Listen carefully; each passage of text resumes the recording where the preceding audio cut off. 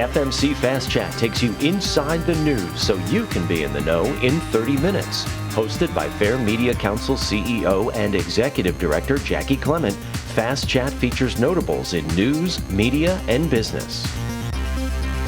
Dave Levinthal has had an impressive career in investigative journalism, serving as editor-in-chief at Raw Story, and now taking on a new role as correspondent for Centerclip. His work has focused on politics, money, and power, and he continues to provide critical insights into the forces shaping our political landscape. Dave, thanks so much for joining us today on FMC Fast Chat. Hey, my pleasure. Good to be with you. You've had a really interesting career, and with you in particular, what I'm really excited to talk to you about is the state of investigative journalism, for one, but also so much of what you do comes back to what the Fair Media Council does and what we advocate for. So, as you're aware, our mission, we advocate for quality news, and that's becoming increasingly important, that word quality, when we talk about news. But we also work to create a media savvy society, because basically it comes down to this. You're never going to have media accountability if we don't have the media savvy public to be able to back it up and know what it is that they're consuming on a daily basis. So with that in mind, I want to speak to you about, how do you feel about the state of investigative reporting today versus maybe when you started? Sure. And, I started my professional career about 25 years ago. It was a different time. It was a different era. It was a different age, as we all well know. And when I started, there were still crazy things like afternoon newspapers, and the internet was still in its infancy for all intents and purposes, at least for news gathering and news distribution purposes. The first newspaper that I worked for, which was an afternoon newspaper, they updated the internet once a day with the full offerings of their print edition. So just in a generation, it's just amazing to track how news and the dissemination thereof has changed so dramatically. So when you ask the question about investigative journalism, I think there's a geography element to this that really is critical and key, but oftentimes doesn't get the attention that it should. And that's the difference between local investigative journalism and national level investigative journalism. Okay. On one hand, I'm as bullish about national level investigative journalism as I ever have been. Although the sheer gross numbers of investigative journalists may have shrunk overall, the tools at our disposal today, our ability to gather information, to do research, to background, to stitch together disparate data sets, it's incredible and is light years ahead of where we were we having this conversation, almost certainly not via video chat 25 years ago. So that's one reason to feel really excited about the prospects of investigative journalism.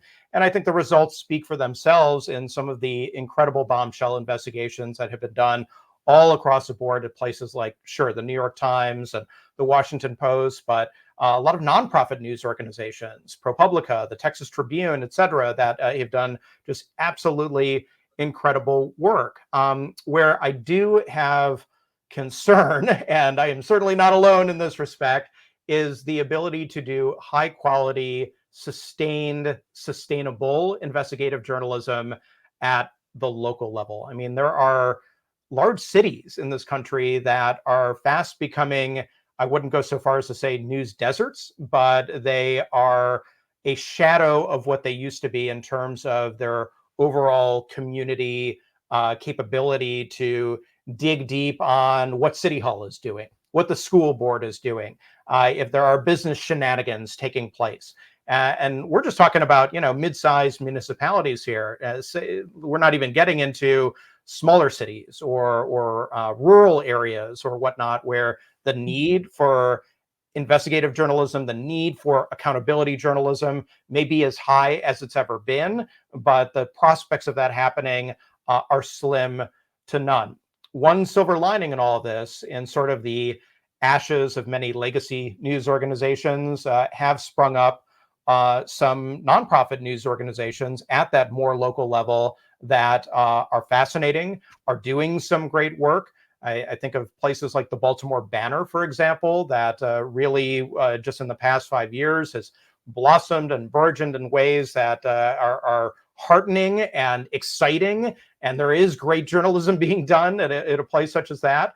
And the State's newsroom, which is not a household name, but in essence is stitched together about, really now 50 different newsrooms all across the country, some bigger than others, but doing incredible work all the same. And what now is basically a network or a collective of news organizations that can share resources, that can really get the best of one another and put that out in a national fashion. It'll be fascinating to see what happens to them. I could go on, but I think that'll give at least a good overview for now about really the duality of investigative journalism, again, from that geographic standpoint.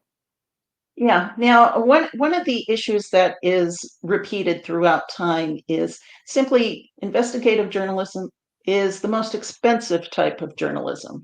And if we look at that in terms of manpower, I mean, we're talking a lot of hours as well as a lot of expenses, because if you're truly going to do an investigation, you need to go where it takes you, you know? How would you compare all of the new resources that you mentioned being able to use for investigative reporting? Is that making it actually cheaper and more doable, or is it more expensive because you have to pay for these things? Yeah, well, it's both at the same time. And it's different. The answer is different for different newsrooms. And every individual newsroom has its own set of financial circumstances, that has its own set of headwinds. It also has its own audience that may be more supportive of investigative journalism efforts than others. And what I mean by that is you may have a community that is willing to quite literally fund on an aspirational basis investigative journalism, often at the nonprofit level, but also to otherwise too, by buying subscriptions for-profit organizations, or investing in the digital capabilities of that news organization. I think the Boston Globe, in that respect, is a fascinating and very a powerful model of the transition from the old school, the traditional, to very cutting edge digital that allows it to do investigative journalism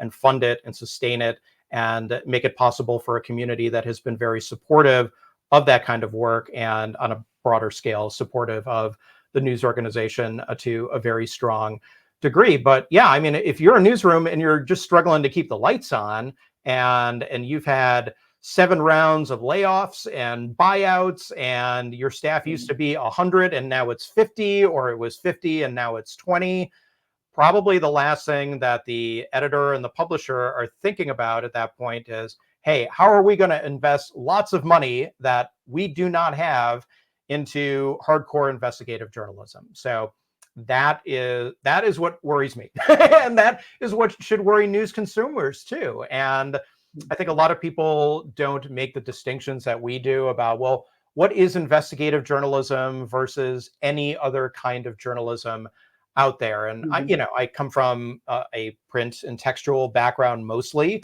but this also applies absolutely to local television stations and even their ability to have a watchdog reporter on staff versus not. I mean, think of the dozens of stories that will get broadcast as a result of having just that one reporter who's dedicated to righting wrongs in the community, or doing watchdoggy work when somebody has gotten screwed over by a local business, and you're going to get the bad guy who ripped you off, or whatever the case may be.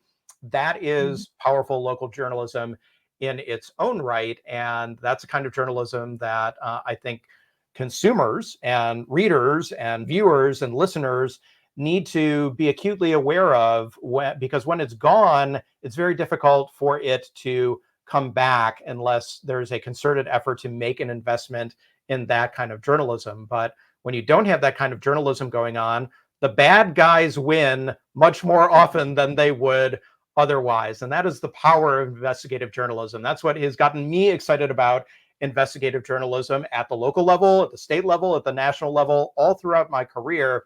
And not to go off on a tangent, but I'll allow myself to do so for 15 seconds here. Newsrooms also too just need to be investing in their own staff, to give their staffers, oftentimes people who are either very young and very green, or people who have just never had the opportunity to do investigative journalism, the tools, the skills, the opportunity to learn new tricks, and invest in them as journalists and as reporters and editors, so that they individually have the ability to take the initiative to do that kind of work in the first place. Yeah, and you actually touch upon an element that I have big concerns about, which is the movement to, and a lot of this we blame on the digital landscape, which is we need to move fast, we need to get stories out there fast, right? We want to be breaking news, that sort of thing. But that movement has really kind of dissected the role of a journalist, so that if I get the news out, I'm relying on someone else to be that fact checker. So the idea we have a generation of reporters out there that don't know how to check their facts. Now, marry that idea up with someone out there who's trying to do investigative reporting and they don't have the skill set they need. Yeah. And you see where I'm going with this? Absolutely. Training is critical, and coaching is critical. Education is critical. Experience is critical too. The quality of the internships that student journalists have is essential to their ability to learn the tools and the techniques, or obtain the tools and the techniques to do good investigative journalism.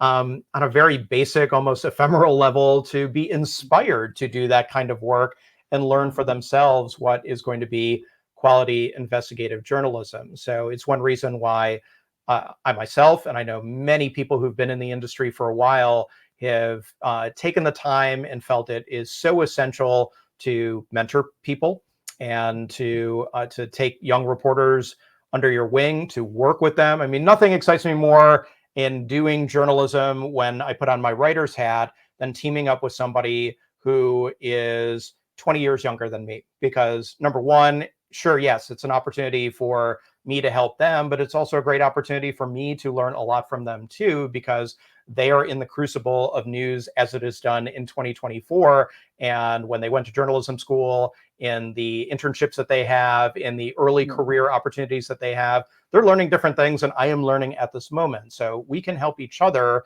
and the readers win in that case. The news consumers win in that case, because they're getting the best out of the journalists and the investigative journalists, if you want to put a title on it, they'll get more than you would get otherwise. And I know at every stop on the way, when I've in my work at Raw Story, at Business Insider, where I was previously before that, at the Center for Public Integrity, which was an investigative newsroom through and through, and literally served the purpose to do long form investigative journalism. Young reporters are so critical to doing that good work if they get the right guidance. So I would encourage any newsroom out there to absolutely invest in your young reporters in this respect, and not just put them on the breaking news treadmill never to get off, to not just think that, oh, well, you know, the lowest common denominator news is the stuff for the 23-year-old or the 22-year-old on staff. Sure, everyone needs an entry-level job. Sure, we need to do news of that sort all the time, 24 hours a day, and that pays the bills to a great degree. But if you are going to legitimately concern yourself with investigative journalism, having those young reporters get the opportunities, even in small fashion, to do quality deep dive journalism is going to be a great investment in them. It's also going to be a great investment in the news organization when they get better and better and better at it, and you start breaking big news that you would never break otherwise. And I think part of the message here is also not to be fooled by your baby face. You've been around for a while. Thank you. But I do want to touch on more about your career specifically, because you know you have really focused on the intersection of money, power, and politics. And that, to my mind, is advanced investigative reporting, to be able to pull that together and to be accurate about it, and to be able to tell a story that is actually relevant as well as truthful, because it's very easy to form a narrative that is false if you put the facts together incorrectly, right? So Without tell question. me, Yeah. So tell me, how did this become the focus of your career?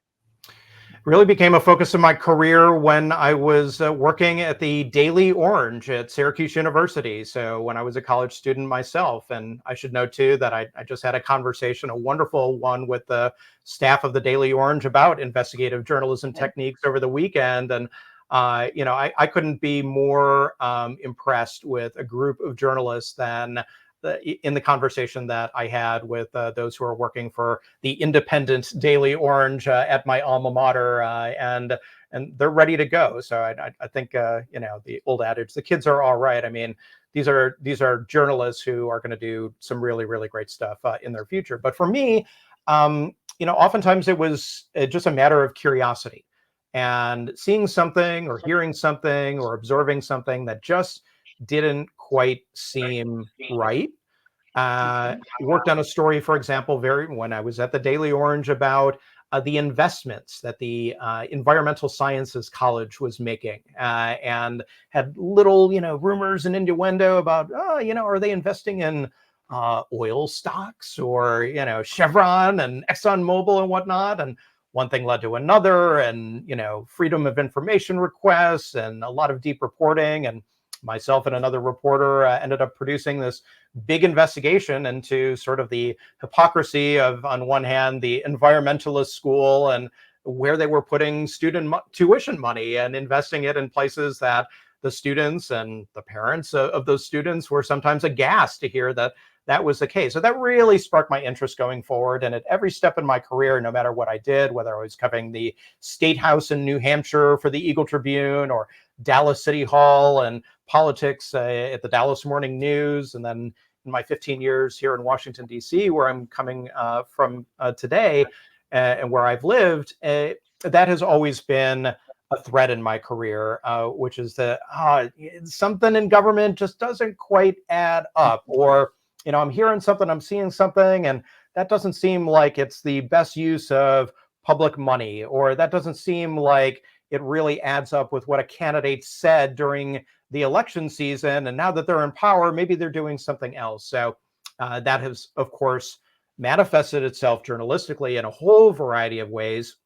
I think, one conceptual project, much more recent, that I'm very, very proud of, was one that I did when I was at Business Insider, and that was called Conflicted Congress. And it was all about the personal financial investments that members of Congress were themselves making, and how oftentimes those investments conflicted with their official duties as members of, for example, the Armed Services Committee, but yet they were investing personally in stock from Lockheed Martin and Raytheon and Boeing and defense contractors that literally would mark billions of dollars more or less on their ledger depending on outcomes that they got in the congressional appropriations process. So you can kind of see how that would add up. Say nothing of lots and lots of lawmakers, dozens in fact, who have just simply not followed the laws of the land for how they are supposed to disclose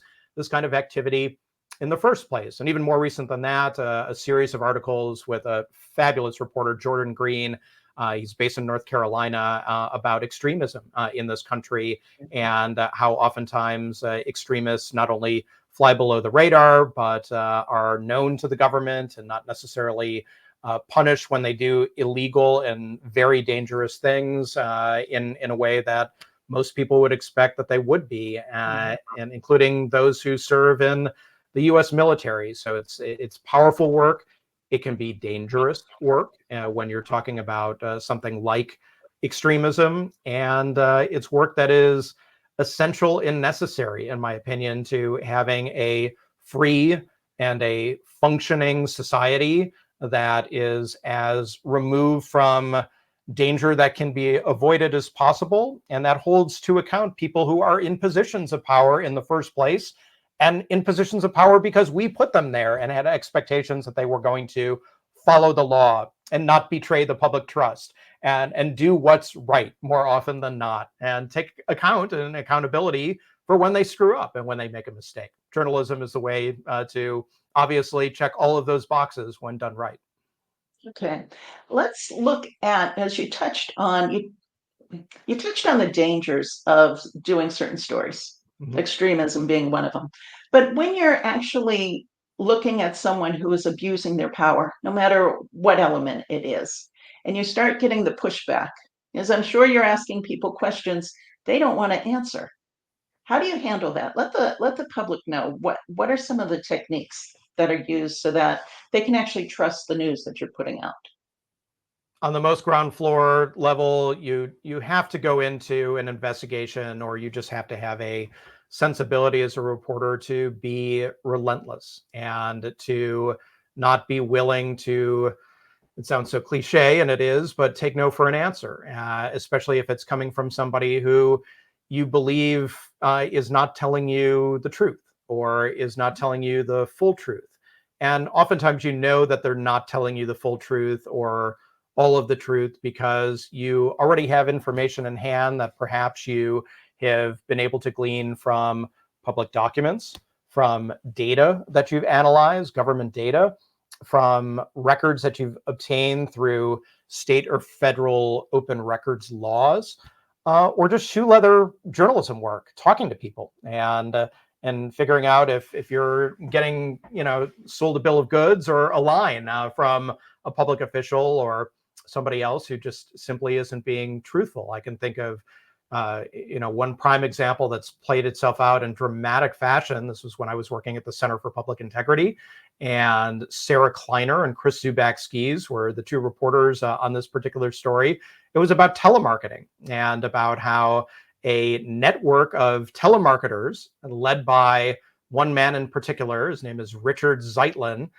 We found him pretty much through and through as being at the nexus, the core of this ring that was scamming people out of their money because they were misrepresenting themselves as charitable operations or political committees. But yet, if you donated $100 to them under the false pretenses that they were putting forward, almost every last red cent, and sometimes every red last cent, was going into the pockets of the telemarketer network and not going toward helping kids who have cancer or the families of police officers who lost mom or dad because of being killed in the line of duty. I mean, talk about tugging at the heartstrings. I mean, this is what was going on here.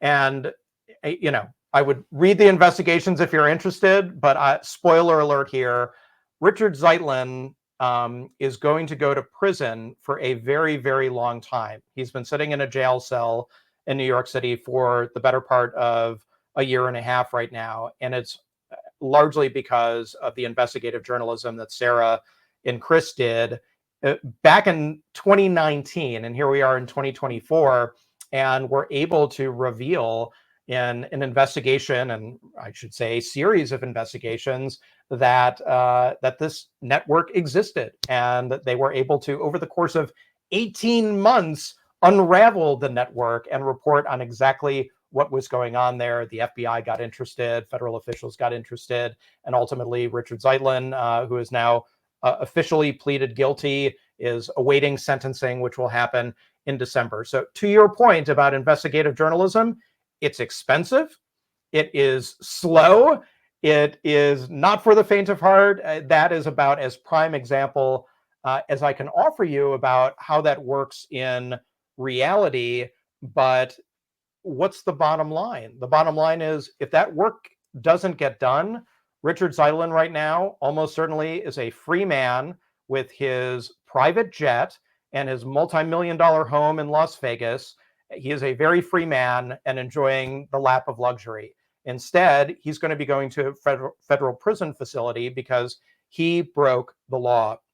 And he broke the law in a way that hurt tens and tens of thousands of people who lost money as a result of him. And even beyond that, the lost opportunity costs of people who were trying to help other people, but instead sent their money to somebody who was only trying to help himself.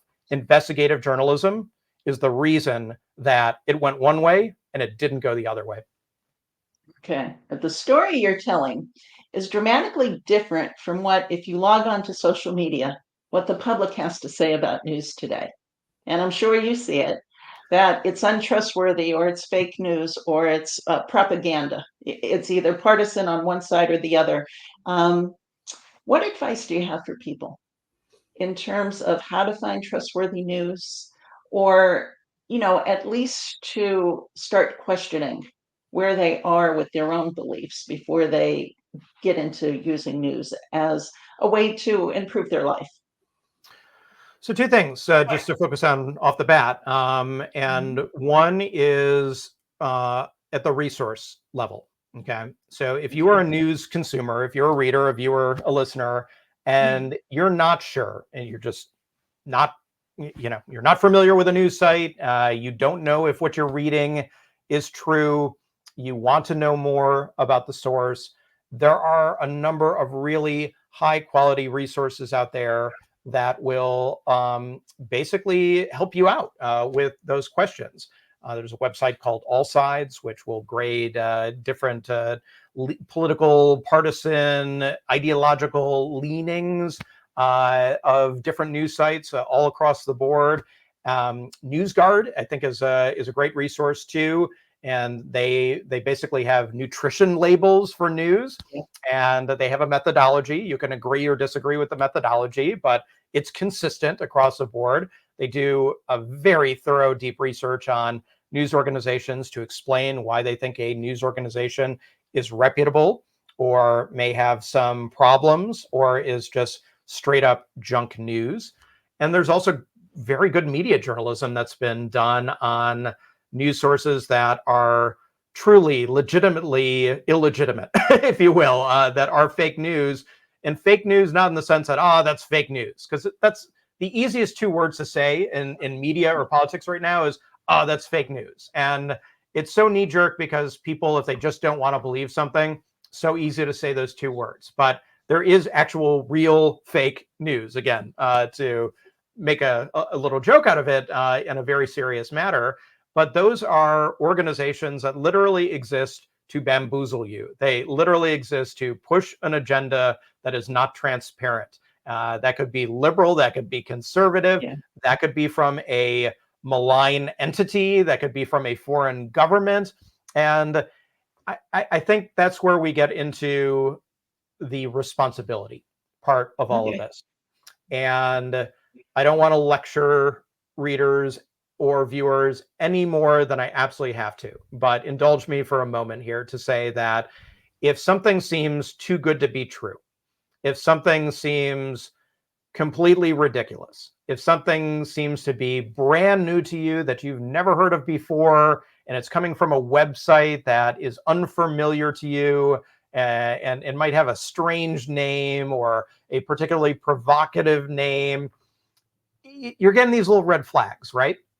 Well, you need to pause. And before you share that post that says that space aliens have landed on the National Mall, or that a candidate who you particularly dislike has done something completely awful and egregious, or a candidate that you absolutely love is, out saving children from despair and saving puppy dogs. And, I mean, if it in essence is playing to your most deeply seated views on the world, there's a good chance that this is not news that you can trust. It's propaganda. It's something that is designed to push an agenda in a direction, frankly, that you may agree with, but doing so with information that is disinformation, information that is misinformation, information that is not information at all. So if you want to be more than just a shill for somebody who has an agenda and wants to get power, if you want to be more than somebody who is basically a patsy for a party, and you view yourself as an independent thinker and somebody who wants to get proper information that is real and that is verified, or that's going to be the best version that we can get as journalists in the moment that news is happening, then just taking that little step at first to pause, to assess, to see it with a critical eye, to read it with a critical voice in your head, that is essential. And it also to help stop the spread of garbage, and it helps Yeah. stop the spread of nonsense.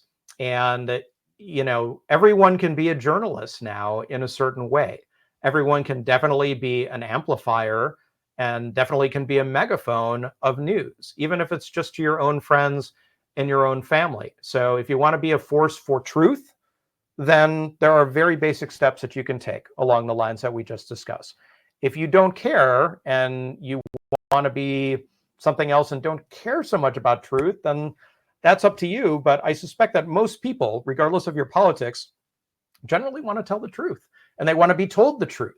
So it is a two-way street in that regard. So do your homework, but also to take responsibility for what you're seeing, and don't be somebody who is going to be a menace to other people by disseminating stuff that should not be disseminated because it's wrong. Well, that's great advice. And it goes a long way toward helping them break out of their own echo chamber. It really does. And I would just add quickly too that I would challenge everyone that if you fashion yourself to be, I'm a proud liberal, I'm a proud progressive, and conservatives and Republicans, they're horrible. Well, you can think whatever you want, and that's fine. But I would challenge everyone to quite literally go and read and watch what you would consider to be news that you would never associate yourself with, even if just to get a flavor of it, to get a sense of what is being talked about, to understand it.